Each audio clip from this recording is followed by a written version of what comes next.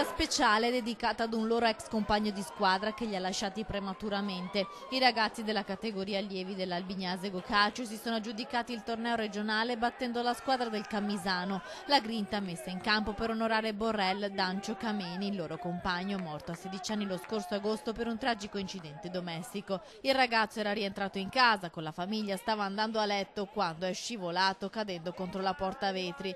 Lui, alto e fisico robusto, ha sfondato la porta e le schegge gli si sono conficcate nelle cosce recidendo l'arteria femorale.